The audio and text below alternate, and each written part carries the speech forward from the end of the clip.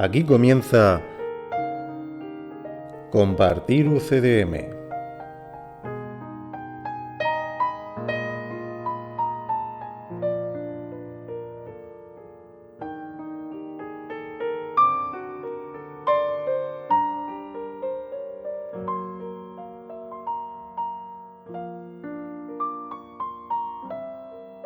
Bienvenidos a Compartir UCDM Podcast,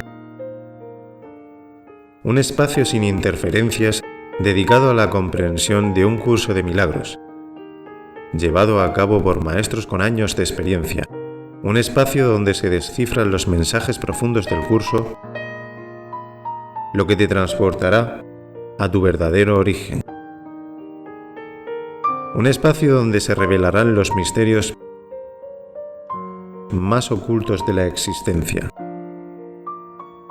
Bienvenidos una vez más a Compartir UCDM.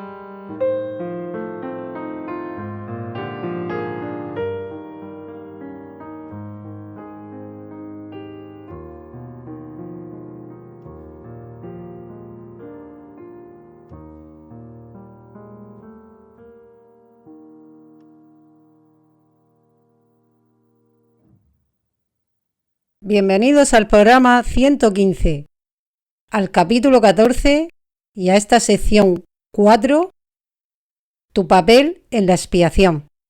Y es un placer guiaros al párrafo 1. Comenzamos. Párrafo 1. Cuando aceptas la inocencia de un hermano, ves la expiación en él. Pues al proclamarla en él, haces que sea tuya y ves lo que buscabas. Mas no verás el símbolo de la inocencia de tu hermano refulgiendo en él, mientras todavía creas que no se encuentra en él. Su inocencia es tu expiación. Concédesela y te darás cuenta de la verdad de lo que has reconocido. No obstante, para que la verdad pueda ser recibida, tiene primero que ofrecerse, del mismo modo en que Dios se la dio primero a su Hijo.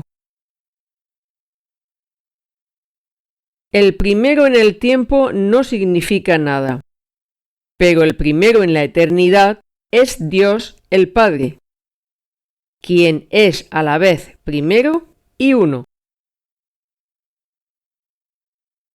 Más allá del primero no hay ningún otro, pues no hay ninguna secuencia, ni segundo ni tercero, ni nada excepto el primero. Bueno, qué bien, comenzamos nueva sección en la que se nos enseña, y nosotros con ganas de aprender, cuál es nuestro papel en la expiación.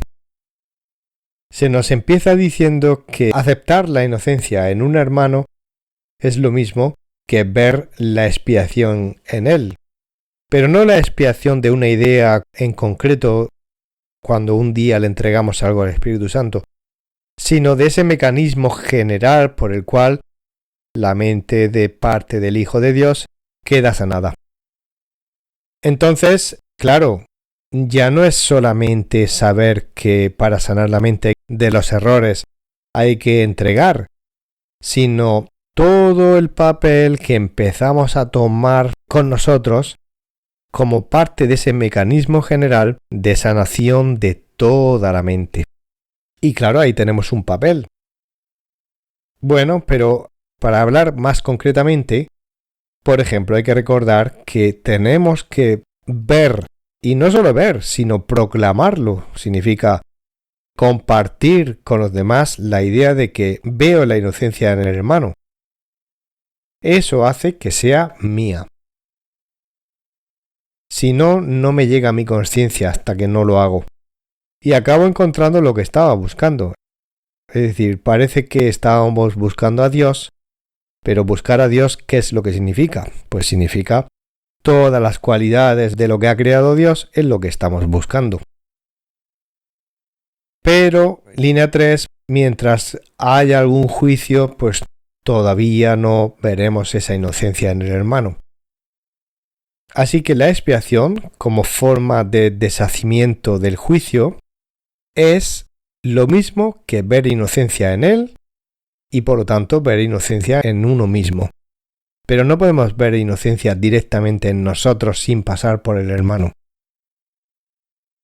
Por eso línea 5 te dice, concédesela, concede que realmente es inocente, ignorando lo que dice, lo que hace. Ve inocencia en él y entonces descubrirás la verdad de lo que acabas de reconocer, de lo auténtico que había permanecido oculto hasta ahora. Pero en todo este proceso, ¿cuál es el orden? ¿Veo primero inocencia en mí y luego acabo viéndola en el hermano o es al revés? Pues es al revés, porque primero, para que se reciba, primero tiene que darse, tiene que ofrecerse. Te hace aquí una comparativa en la línea 6 que te dice que igual que Dios se lo dio primero a su Hijo. Pero claro, hay una pequeña diferencia en esa comparación. En este mundo, el primero y el segundo no importa, no significa nada. Primero y segundo es una diferencia en el tiempo y eso no es importante en absoluto. Porque toda la sanación ocurre fuera del tiempo.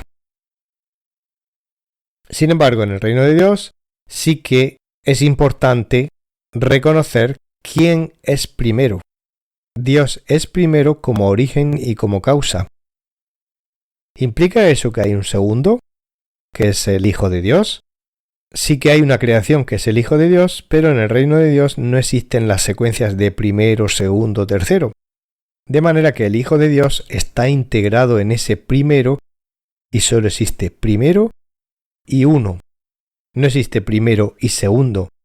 Si dijéramos primero Dios y segundo el Hijo, hablaríamos de una separación que no es posible ni es real. Existe primero como reconocimiento de que es causa. No es que el Hijo haya creado a Dios, es al revés. Es Dios el que ha creado al Hijo. Pero luego no se puede hablar de segundo, porque eso implica separación de Dios y el Hijo. Y el uno no se puede separar.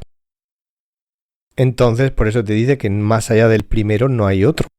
Y no hay otra cosa nada más que el primero. Porque ahí está integrado tanto Dios como su amado Hijo. Párrafo 2.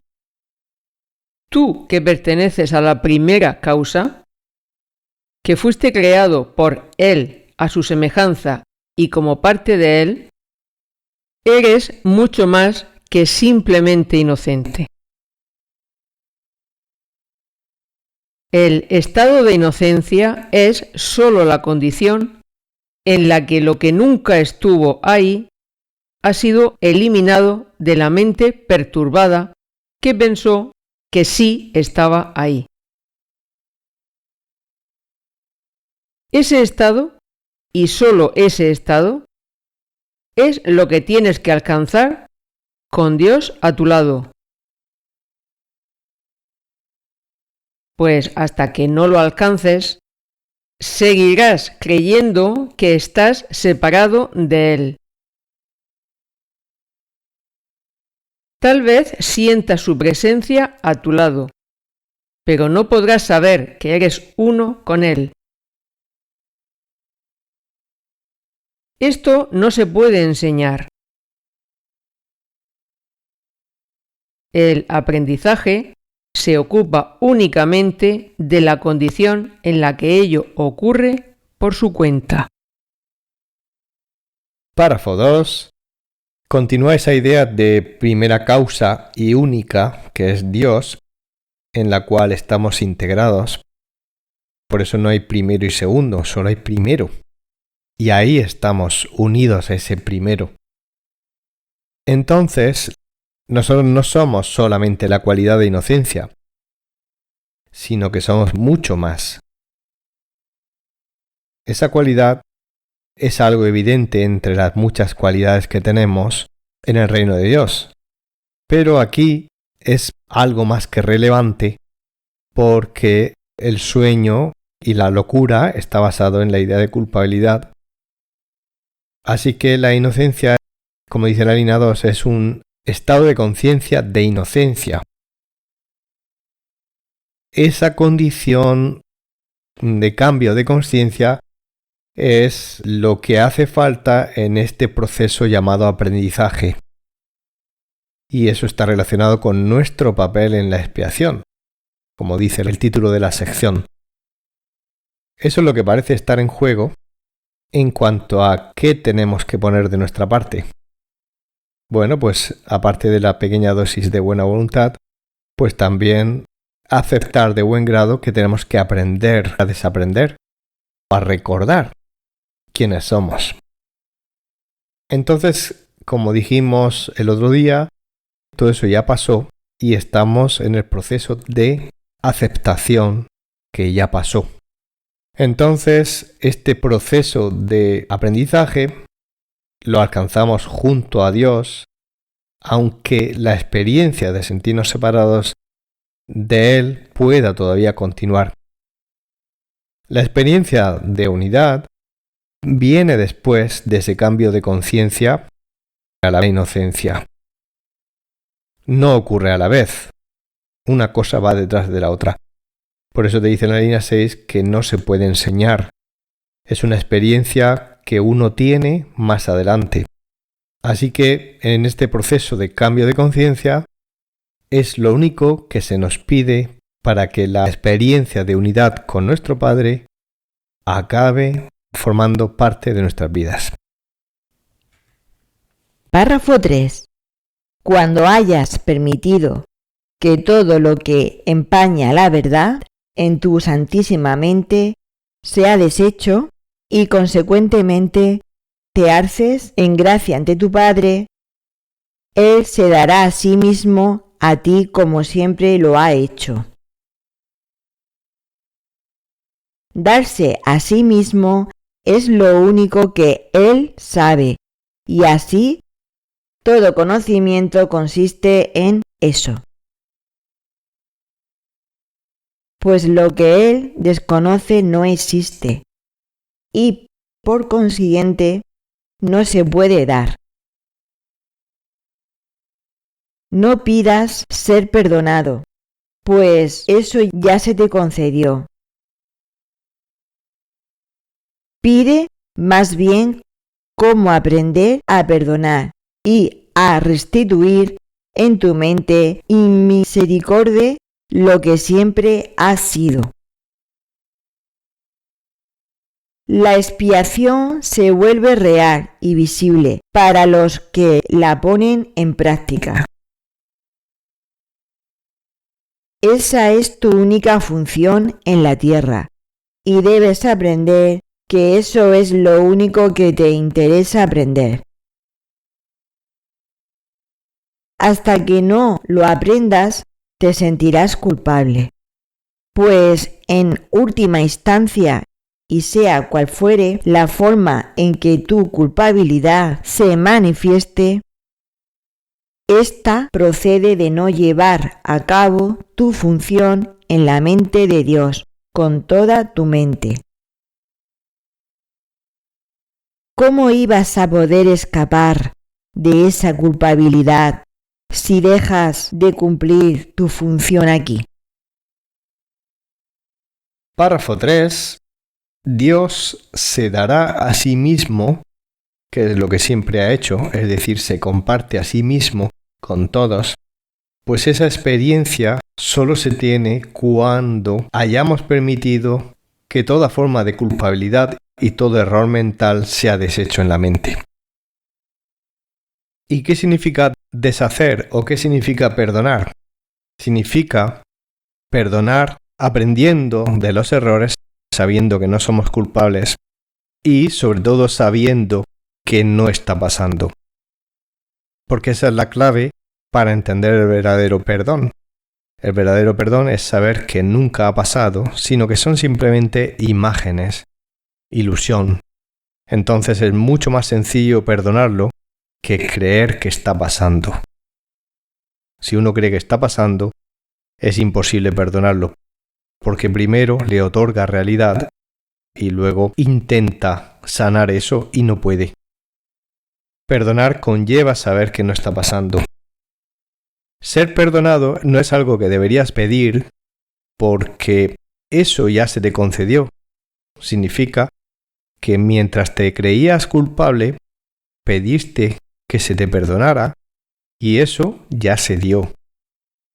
Ahora estás en algo nuevo y es reconocer que no hacía falta pedir perdón porque no habías hecho nada.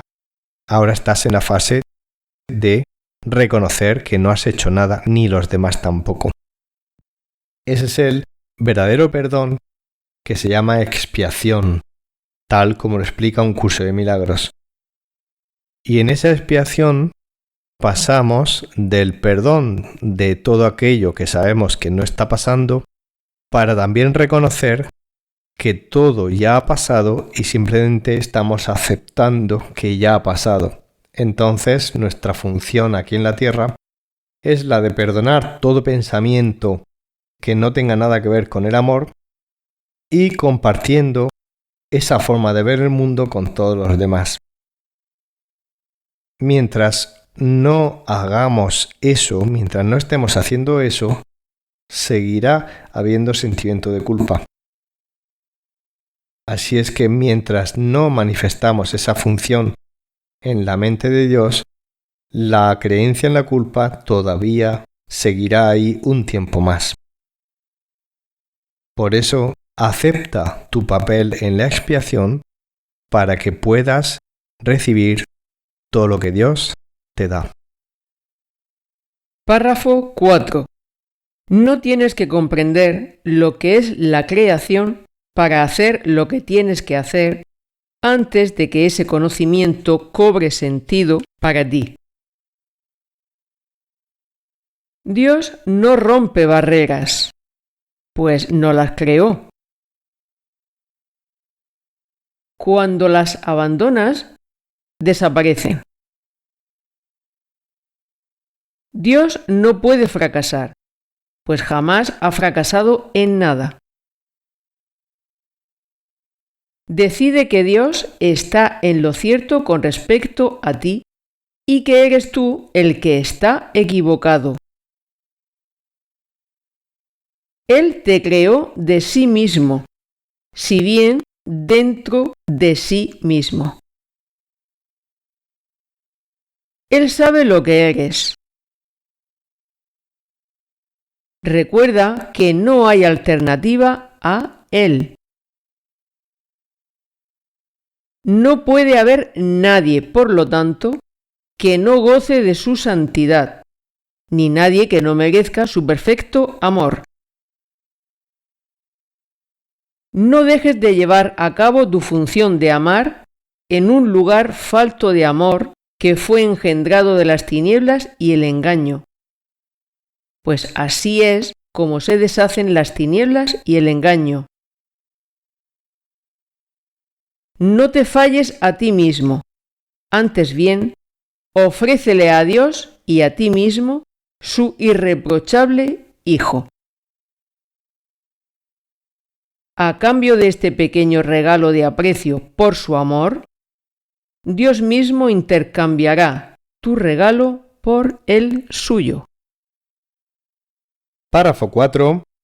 Bueno, ¿cuál es esa pequeña dosis de buena voluntad? Pues una en la que no hace falta comprender todo lo que significa la creación, sino simplemente aceptar la percepción correcta de tu hermano. Solo eso es necesario para tener la experiencia de unidad que precede al conocimiento. En las líneas 2, 3 y 4 te dice puntos que son muy importantes y es básico entenderlo. Dice, Dios no rompe barreras, pues no las creó. Recordemos lo que dijimos de la diferencia entre el perdón antiguo, que es el perdón del ego, y el verdadero perdón, la expiación, la verdadera sanación de la mente.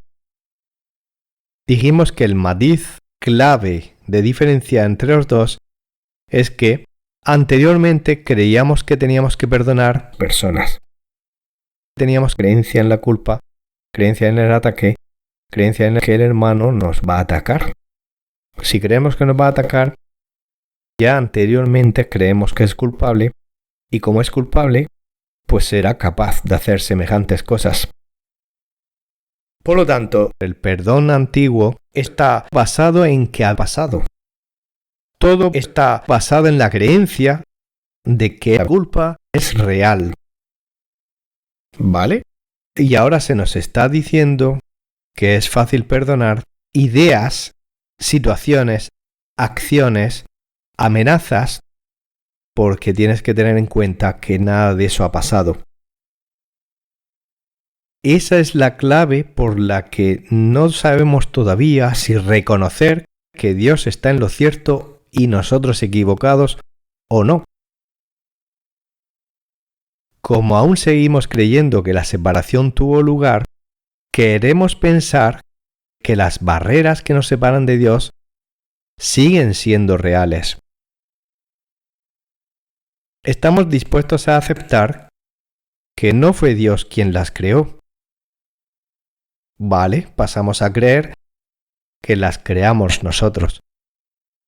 Lo que nos cuesta más de aceptar es reconocer que no son reales. Lo que nos cuesta más de aceptar es reconocer que las barreras que nos separan de Dios no son reales. Porque eso echaría abajo nuestra creencia en la separación. Si nosotros decimos que no existe barrera, eso nos llevaría a reconocer que la separación no existe. Por eso, aquello que haya que perdonar, queremos pensar que está ahí, que la barrera es real. Hoy en día vemos ejemplos de esto, por ejemplo con la televisión. Una vez que nuestra sensibilidad hacia imágenes violentas se ha adormecido y estamos acostumbrados a imágenes violentas tanto en telediarios como en cine, en la calle, en todos sitios, pues últimamente vemos imágenes más crueles, imágenes de guerra, imágenes de violencia, de lo que parecen ser ataques. Pues nada de eso está ahí. Sin embargo, el ego le da un puntito más de crueldad para que nunca lleguemos a ese punto de decir, nada de eso está pasando. Siempre que haya una imagen que no esperamos, que nos golpee porque consideramos que está en un punto más allá de lo que aceptamos, nos lleva a pensar lo que en el fondo queremos pensar, y es que está pasando. Pues no, da igual lo extremo que se convierta la imagen, nunca está pasando. Por eso el ego juega siempre ese juego de hacer una descripción de todo basado en qué fuerte lo que está pasando, qué intenso, qué crueldad, qué detalle, qué barbaridad. Entonces todo está orquestado para que acabemos creyendo que está pasando y por lo tanto reaccionemos. Sin embargo, si estás dispuesto a admitir que no está pasando, entonces estás dispuesto a admitir que Dios está en lo cierto. Así que no hay barreras. Por eso en la línea 6 te dice, Dios te creó de sí mismo. Y además dentro de sí mismo. No hay nada fuera de él. Y no estamos hablando de espacio, sino de la existencia del espíritu y la mente que Dios creó. Recuerda que no hay alternativa a Dios. Por eso, en nuestra expiación, en nuestro perdón, recordamos que nuestro amor no debe excluir a nadie. Recordamos reconocer que las barreras que nos separan de Dios no son reales, porque todo el mundo está incluido en su amor. Así es que nuestra función de amar y de perdonar es perdonar las ilusiones. Eso es amar. Y ahí estamos llevando amor a un mundo falto precisamente de ese amor. Perdonar las ilusiones. Eso es amar. Y así es como ya nunca más caemos en el engaño de creer que el ataque es real, en el engaño de que la culpabilidad es real y que hay alguien que tiene que pagar por lo que yo siento adentro. Esa es la manera de no fallarte a ti mismo y lo haces cada vez que decides percibir a tu hermano tal como Dios lo creó. Así el Espíritu Santo puede tener esa percepción a través de ti. Y eso es un regalo que le hacemos a Dios. A cambio, Él nos devuelve un regalo muchísimo mayor, que es justamente la recompensa a este camino de aprendizaje. Párrafo 5. Antes de tomar cualquier decisión por tu cuenta, recuerda que ya has decidido ir en contra de tu función en el cielo. Y luego reflexiona detenidamente acerca de si quieres tomar decisiones aquí. Tu única función aquí es decidir en contra de decidir qué es lo que quieres, reconociendo que no lo sabes. ¿Cómo ibas a poder entonces decidir qué es lo que debes hacer? Deja todas las decisiones en manos de uno, en mayúscula, que habla por Dios, y a favor de tu función tal como Él la conoce. De este modo, Él te enseñará a eliminar la tremenda carga que te has echado encima al no amar al Hijo de Dios y al tratar de enseñarle culpabilidad en vez de amor. Abandona ese frenético y demente afán que te priva del gozo de vivir con tu Dios y Padre y de despertar felizmente a su amor y a su santidad, las cuales conjuntamente constituyen lo que es verdad en ti y hacen que seas uno con Él. Párrafo 5. Antes de tomar cualquier decisión por tu cuenta, para y piensa, para y reflexiona. Recuerda que ya has decidido cuando todos nosotros pensamos que íbamos a hacer un mundo mejor que el de Dios por nuestra cuenta. Esa decisión ya se tomó y puesto que ya nos equivocamos y todo está basado en esa equivocación, para y piensa antes de volver a decidir. Dice en la línea 2, tu única función aquí es decidir en contra de decidir qué es lo que quieres. Es decir, decidir en contra de tener impulsos. Porque como no sabes lo que quieres, ¿por qué entonces estás decidiendo? Decidir está basado en saber lo que uno quiere, pero lo damos por sentado y luego nos lanzamos a elegir. ¿Y qué elección va a ser esa? Una repetición del primer segundo donde creemos que tenemos una mejor idea que la de Dios y que podemos hacer un mundo a nuestra medida. Todo es una repetición de ese segundo y no paramos de renovar esa decisión. Así es que, una vez más, para y reflexiona. Si no lo haces, seguirás repitiendo el círculo vicioso. Reconoce que no sabes qué es lo que más te conviene. Por eso déjalo en manos del que habla por Dios, del Espíritu Santo, que sí que sabe cuál es la mejor opción en cada momento. Así te liberarás de esa tremenda carga que hemos ido acumulando, que está basada en seguir compartiendo con los demás la idea de la culpa, en lugar del amor.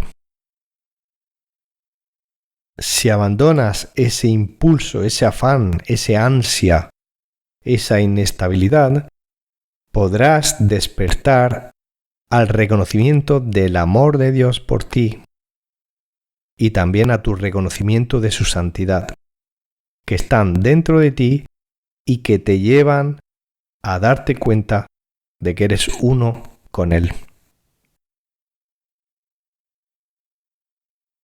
Párrafo 6. Una vez que has aprendido a decidir con Dios, tomar decisiones se vuelve algo tan fácil y natural como respirar. No requiere ningún esfuerzo y se te conducirá tan tiernamente como si te estuviesen llevando en brazos por un plácido sendero en un día de verano. Decidir parece ser algo difícil debido únicamente a tu propia volición. El Espíritu Santo no se demorará en contestar cada pregunta que le hagas con respecto a lo que debes hacer. Él lo sabe. Él te lo dirá y luego lo hará por ti. Y tú, que estás cansado, verás que ello es más reparador que dormir, pues puedes llevar tu culpabilidad a tus sueños, pero no ahí. Párrafo 6. Una vez que has aprendido a decidir con Dios, tomar decisiones se vuelve algo tan fácil y natural como respirar. Pero claro, hay que aclarar qué es esto, porque como todavía seguimos creyendo que nosotros decidimos por nuestra cuenta, no sabemos lo que eso significa. Cuando decimos al Espíritu Santo, decide por mí, ¿de qué estamos hablando? Estamos hablando de una actitud que tiene que ver con la consciencia de nuestra función. Y entonces parece que estamos tomando decisiones puntuales, pero en realidad todas reflejan una actitud, una posición que ya tenemos a favor del Espíritu Santo. Esa es la verdadera decisión. Y lo demás es aparente. Por ejemplo, si uno dice, bueno, es que llevo un tiempo entregando al Espíritu Santo lo que tengo que sanar y ya sé que todo eso no es real, y ya sé que mi función es compartir amor, percibir correctamente y compartir ese percibir correctamente con los demás, y me siento muy unido al Espíritu Santo. Entonces dejo que decida por mí significa que yo estoy con Él y que entonces ya no estoy decidiendo yo. Si no estoy decidiendo yo, ¿quién decide? Pues el Espíritu Santo. Entonces decidir con Él en realidad es estar de acuerdo con su decisión. Esto, hasta que no somos conscientes, nos duele reconocer que le estamos dejando a otro que decida. Porque mira que queremos decidir nosotros. Entonces, todas las decisiones que parece que se toman están basados en el marco de la verdad, basados en el marco de saber cuál es mi función aquí. Si en alguna parte del curso te dice mi función es ser útil, significa que tenemos conciencia de ser útil a todos con los que estoy entrando en contacto. Entonces puede ser que el Espíritu Santo me requiera en una situación porque ahí hago falta para compartir la verdad y yo estoy pensando en que me apetece irme a la playa. Si yo ya llevo un tiempo practicando que le dejo al Espíritu Santo que decida, no me importará estar ahí donde tengo que estar. Y me dará igual la idea de la playa, porque pensaré, puedo ir a la playa otro día. Esto es lo que es útil, lo que es necesario ahora. Entonces, ¿cuál es la decisión?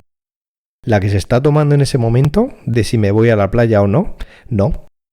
Esa decisión ya se tomó hace tiempo, que es la de elige por mí. Y entonces, ¿qué decidimos?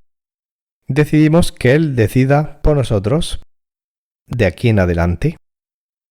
Y eso significa que no estaremos en sacrificio. No nos sentiremos mal porque nos toque estar en otro sitio, porque valoramos que hay mucha más felicidad en hacer eso que en el capricho personal de lo que sea. Párrafo 7. A menos que seas inocente, no puedes conocer a Dios, cuya voluntad es que lo conozcas. Por lo tanto, tienes que ser inocente. Mas, si no aceptas las condiciones necesarias para saberlo, es que has negado a Dios y no lo reconoces, si bien te rodea por todas partes. A Dios no se le puede conocer sin su Hijo, cuya inocencia es la condición en la que se le puede conocer. Aceptar que su Hijo es culpable es una negación del Padre tan absoluta que impide que el conocimiento pueda ser reconocido por la misma mente en la que Dios mismo lo depositó. Si tan solo escuchases y te dieses cuenta de cuán absolutamente imposible es esto. No dotes a Dios de atributos que tú comprendes. Tú no lo creaste y cualquier cosa que comprendas no forma parte de él. Párrafo 7. La única manera de volver a conocer a Dios, a reconocer a Dios o a continuar conociendo a Dios es que seas inocente. Tú ya eres inocente, solo que estás en un estado donde todavía lo dudas. Y como la voluntad de Dios es que le conozcas a Él, y ya que Dios no conoce la culpabilidad, forzosamente tienes que ser inocente, puesto que es fácil conocer a Dios. Entonces, dice en la línea 3, si no aceptas las condiciones para saber que se puede conocer a Dios, es que has negado a Dios y no lo reconoces, aunque te rodee por todas partes. Igual que en la línea 5, dice que no aceptamos esas condiciones, por ejemplo, cuando seguimos pensando que su hijo es culpable, lo cual es una negación del Padre que impide que pueda ser reconocido. Eso es lo que está pasando hasta ahora. Y estamos en el momento de decidir si es verdad que somos inocentes o no. Por eso está en juego el aprendizaje para que volvamos a reconocer a Dios. Y cuando dice condiciones, no está diciendo pegas o peticiones especiales como si fuera una forma de negociación donde parece que tenemos que aceptar cláusulas. No. Cuando dice condiciones, en realidad es una sola condición, y es que tú quieras. Entonces en realidad nadie está poniendo condiciones, solo depende de ti. Esa condición de querer pues incluye varias formas del verbo querer. Por ejemplo, querer aceptar la verdad de que nada está ocurriendo, que es todo ilusión y que nadie te ha hecho nada. Otra forma de querer es decidir una sola vez que sea el Espíritu Santo el que decida. Y luego aparentemente parecerá que estás decidiendo, pero en realidad todo será muy fácil, porque estará basado en el marco del Espíritu Santo. Y parecerá que estás decidiendo, pero en realidad está diciendo el Espíritu Santo y tú simplemente estás de acuerdo. Otra forma de querer es querer reconocer que estás equivocado y por lo tanto que de Dios nadie se burla, que Dios tiene pleno conocimiento de cuál es la verdad. Otra forma de querer es querer percibir correctamente. En fin, todas las formas de querer se resumen en una, que es querer sanar la mente o querer volver a conocer a Dios. Todo depende de ti. Así que esas son las condiciones. Todo resumido en una condición que tú quieras. Por eso, si la culpabilidad no existe, en realidad hay una barrera entre tú y Dios. Hay una barrera entre lo creado y lo real y tú que también eres real. Tu mundo es otro mundo real al margen del de Dios. ¿Hay barreras reales? No, no existen. Así es que solamente estamos queriendo aprender que no es real. Y si no es real, entendemos esta frase de si escuchas y si te dieses cuenta de cuán absolutamente imposible es creer el hecho de que pudiera haber alguna separación o barrera. Es absolutamente imposible. Por lo tanto, aceptar que sea una ilusión es bastante fácil. Por eso no trates de entender a Dios mientras aún tienes la mente confusa. No le atribuyas nada, no digas Dios es esto, Dios es aquello, tiene estas cualidades, quiere esto, quiere aquello. No hagas eso porque no sabes. Por lo tanto, tú no lo creaste. Y todo lo que tú digas que no tenga nada que ver con la verdad, no forma parte de él. Párrafo 8. Tu tarea no es construir la realidad. La realidad está aquí sin que tú la hayas tenido que construir, pero no sin ti. Tú que has tratado de renunciar a ti mismo y que tampoco has valorado a Dios, escúchame hablar en favor de ti y de Él. No puedes comprender cuánto te ama tu Padre, pues en tu experiencia mundana no hay paralelo que te pueda ayudar a comprenderlo. En la tierra no hay nada comparable, ni nada que jamás hayas sentido aparte de Él se parece en lo más mínimo a su amor. Tú no puedes ni siquiera dar una bendición con perfecta dulzura. ¿No te gustaría conocer a uno que da para siempre y que lo único que sabe es dar? Párrafo 8.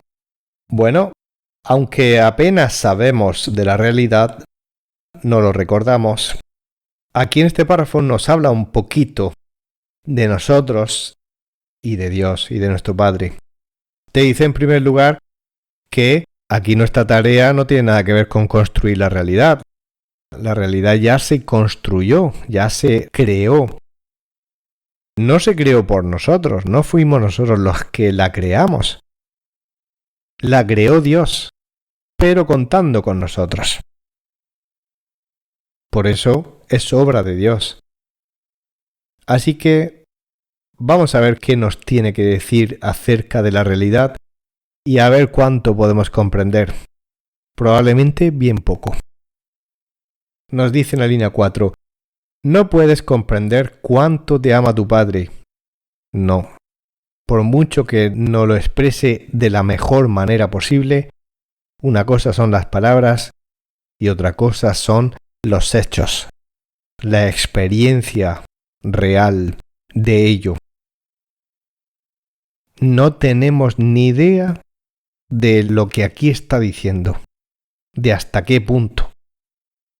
Podemos entenderlo intelectualmente, pero jamás podremos experimentarlo en su dimensión real. Así que dice que no hay paralelo, no hay comparación en este mundo, por eso es imposible comprenderlo desde aquí. Aquí no hay nada que sirva para tener una mínima idea. Cuando parece que tienes una pequeña experiencia de amor, pues eso no se parece ni en lo más mínimo al amor de tu Padre. Por eso aquí, en la aparente ilusión, no podemos ni siquiera dar una bendición con perfecta dulzura. Siendo esto así, ¿no te gustaría volver a conocer al que da para siempre y al que nunca falla? Párrafo 9. Los hijos del cielo viven en la luz de la bendición de su Padre, pues saben que están libres de pecado. La expiación fue establecida como un medio de restaurar la inocencia en las mentes que la habían negado y que, por lo tanto, se habían negado el cielo a sí mismas. La expiación te muestra la verdadera condición del Hijo de Dios. No te enseña lo que eres o lo que tu Padre es. El Espíritu Santo, que lo recuerda por ti, te enseña sencillamente a eliminar los obstáculos que se interponen entre ti y lo que sabes. Su memoria es tuya. Si recuerdas lo que has fabricado, estarás recordando lo que no es nada. El recuerdo de la realidad se encuentra en él y, por lo tanto, en ti. Párrafo 9. Bueno, aquí establece una diferencia entre el verbo saber, el verbo ser y el verbo percibir. Dice, los hijos del cielo viven en la luz de la bendición de su Padre, pues saben que están libres de pecado. Claro, estamos hablando de la realidad, estamos hablando del conocimiento, por eso el verbo saber. Nosotros aquí no sabemos, por eso estamos aprendiendo. Y en la línea 4 te dice, no te enseña lo que eres o lo que tu Padre es, porque el verbo ser tiene que ver con el conocimiento. No nos enseña eso porque no tenemos una experiencia directa de ese conocimiento. Volvemos a la línea 2, dice, la expiación fue establecida como un medio de restaurar la inocencia en las mentes que la habían negado y que por lo tanto se habían negado el cielo a sí mismas. Bueno, habla de ese mecanismo del Espíritu Santo y también su función que Dios le dio para ayudarnos a salir de esta ilusión y de esta locura, y se estableció como la solución al aparente problema. Eso ya lo sabemos. Eso sí, la línea 3 es una consecuencia de la expiación y te muestra la verdadera condición del Hijo de Dios. Es decir, te muestra una percepción. Este es el otro verbo verbo percibir. Percibir no es saber ni es ser, pero sí que tiene que ver en este mundo. La expiación entonces te conduce a una percepción correcta que te prepara para el conocimiento. Así que la percepción correcta te está esperando en forma de memoria y es el Espíritu Santo el que la custodia. Esa memoria lo recuerda por ti y esa memoria está dentro de ti. En el momento en que se liberan esos obstáculos, y es el Espíritu Santo el que se encarga, volvemos a entrar en contacto con esa memoria. Así que el recuerdo de la realidad está dentro de nosotros y aguarda a que tomemos la decisión de apoyar al Espíritu Santo. Párrafo 10.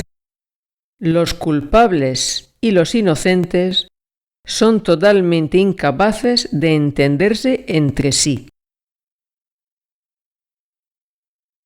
Cada uno percibe al otro diferente de cómo se percibe a sí mismo, lo cual impide que pueda haber comunicación entre ellos, pues cada uno ve al otro de modo distinto de cómo se ve a sí mismo.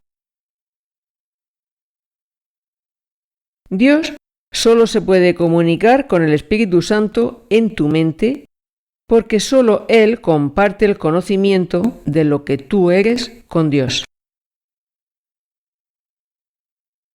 Y solo el Espíritu Santo puede contestarle a Dios por ti porque solo Él sabe lo que es Dios.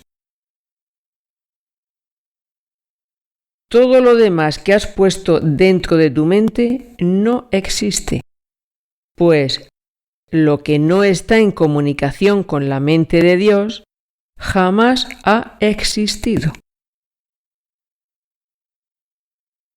La comunicación con Dios es vida. Sin ella, nada puede existir en absoluto. Último párrafo, párrafo 10. Los culpables y los inocentes son totalmente incapaces de entenderse entre sí. Claro, no hablan el mismo idioma. Cada uno se percibe a sí mismo diferente como percibe al otro. El culpable se ve a sí mismo inocente y le echa la culpa al de enfrente. Y el inocente no entiende las expresiones de culpabilidad del otro.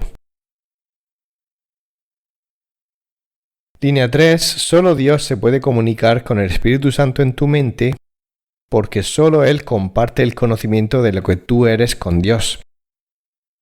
Solo el Espíritu Santo comparte con Dios lo que comparte con nosotros. Es el vínculo de comunicación. Así que es el único que puede entender y el que puede saber cómo percibir aquí para sanar, para liberarnos. Así que solo Él sabe lo que es Dios, nosotros no podemos saberlo.